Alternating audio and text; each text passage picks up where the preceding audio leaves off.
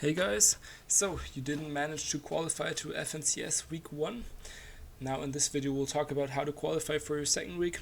Even though a lot of people think top 2000 is quite easy, it's not that easy, especially if you're playing your first tournaments. So there is some things you want to watch out for. If you already played the first week, we'll take a look at someone's games and you can already tell a lot from the match history.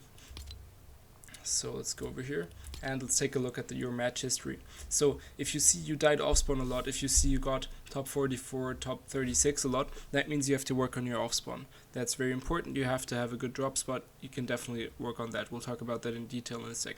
Then the next thing that you want to work on is getting games where you're alive 20 minutes but you don't get any points. So you're alive 20 minutes and you die 25th, so you get 2 points that whole game but you spent 20 minutes playing. We don't want those types of games. So make sure going into FNCS you want to have a solid plan. You want to have a solid drop spot that you tried out in other cups, in scrims, that you know how to play. You want to have a game plan, what you loot first, what you loot next, where you can get some tags on other people, where people will rush you from, and where you can get bunkers or where you can get some movement, the skulls for example. So take all that into account when you're looking for your drop spot. You want to have a lot of mats, you want to be set for mid game and end game after looting your off spawn. So that's number one. Look for a good off spawn that you can get everything from, so you're set for mid game and end game. Then make sure you get a good drop for that drop spot. So look for a drop map or make your own and make sure you get a good drop every game. Then after that you want to have a solid mid game, and we'll take a look at this game right here. So mid game is very important. If you're not an avid fighter, you want to have a solid rotation. So you want to know, okay, where can I rotate, avoiding the most amount of people. If you want to fight some people, then you should know where enemies usually land and how you can sneak up to them, how you can get easy beams and easy kills on them. So mid game is really about rotating into zone, not staying too late so you don't get any unnecessary zone ticks, and keeping as many mats and as much heal as possible for end game. So this team is in zone because one of them died, so they had to reboot, but they get a pretty good rotate in here. They should have gone a bit more left here, so they can get in up here on dead side. Mid game with later zones like this, first zones, it's not that important where you rotate to. Just make sure you stay on your loot path, you stick to your plan, and then later zones you want to keep going into dead side. As you can see, everyone's on this side of zone. First of all, it's not a very stacked game, and second of all, you can see everything's free up here. If you look for this dead side, you can get easy placements later on and a good rotate into next zone. If they would have been up here, you can easily rotate into island rifts or just up here onto the mountains, for example, as this team is doing up here, and this team is also gliding in. So make sure mid game you go for some good dead side rotates so you're good, position yourself well for end game. Loadout wise, this is a really good loadout, so make sure you carry fizz juice for rotation. Then if you land somewhere close to the green water, you want to carry the skulls, you can get there, so you have that for end game. So that's really going to be your two main rotation items this season. With fizz, just always wait late and then stay on a higher layer and jump ahead in endgame. We'll take a look at that in a sec. So as endgame isn't that stacked this season, especially the first few games, you can really look for just playing placement and getting good positions endgame. Don't go for too many kills if you're not best fighter. Just play for endgame and you can get easy points that way just by positioning yourself on that side and then spraying people like you can see here. So first couple of games really get all of those placements, especially if you're not the best. If you're not keen on fighting, you don't have to fight. You can play out placement and get a lot of points that way as well.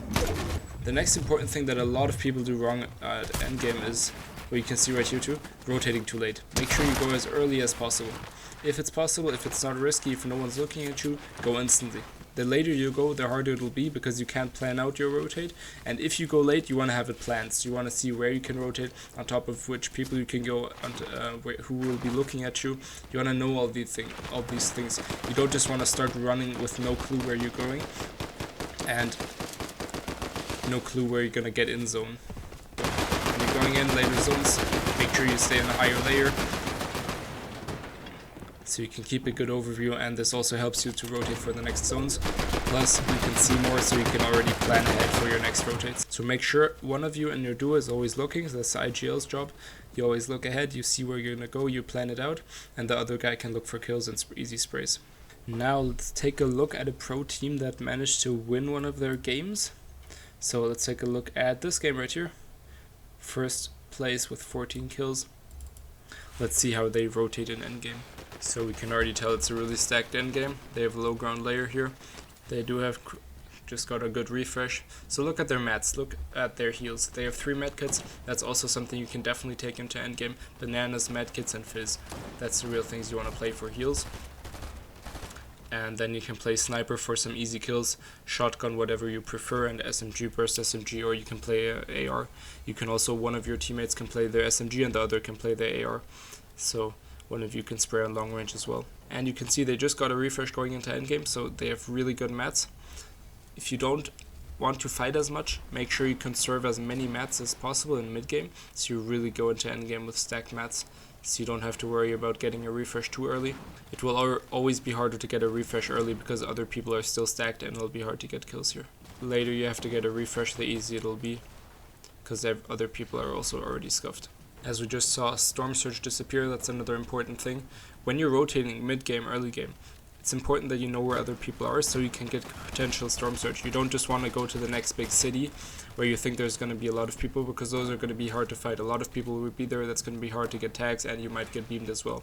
So make sure you have your spots, you know where the enemies close to you are, so you can get good Storm Surge without getting hit. Now they go for a high ground play with the fizz. They decide not to take it because they're on top, but they play second high now. Don't get sprayed by high ground yet, so they'll probably look for it in a sec. This is a great zone to go for high ground. 10th, 11th, 9th, 10th, 11th zone are all good for taking high ground. Now they see they have to go up the mountain, so they get ahead with their fizz. Always make sure one player of your duo is tarping ahead, and the other can follow. Don't stay too far split, but the other one can look for some kills.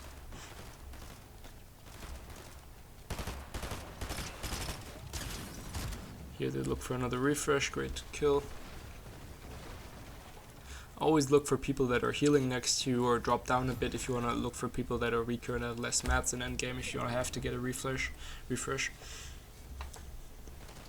Now they're looking for height again. So even if they don't decide to take height, they're looking for it.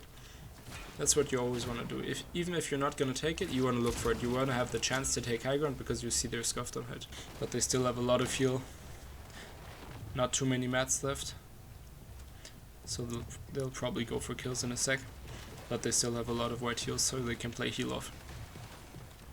Especially if you're not wanting to fight, carry a lot of white heals so you can play heal off endgame. So you can just play your placement there.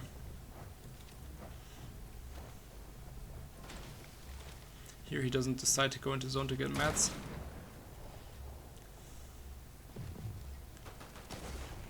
Don't be afraid to take a bit of storm damage if you can get a lot of mats that way. So if you see loot in zone, don't be scared.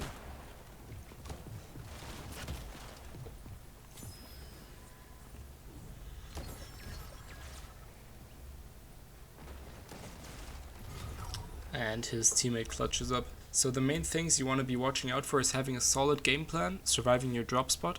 Mid game you want to go for good rotates, you want to know the spots where enemies are to get searched in higher elo games. And you want to be able to get a good position for late game. Late game, make sure you have a lot of heals, you have fizz, you're stacked on mats. If not, you'll have to go for some refreshes. And if you are, play a high layer, keep looking for high ground, and that's gonna win you the games.